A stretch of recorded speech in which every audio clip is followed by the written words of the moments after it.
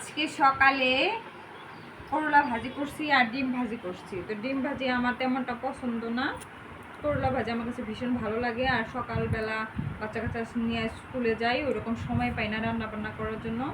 তো এই সিম্পল রান্না করছি, তখন সময় পাই নাই খাওয়ার জন্য। তো এখন খাচ্ছি, সকালকার খানা 12টার দিকে খাচ্ছি।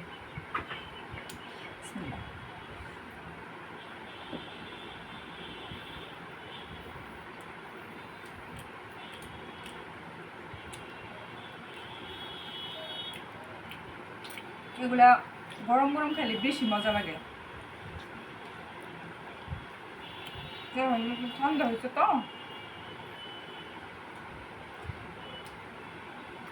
অনেক ভালো লাগতেছে।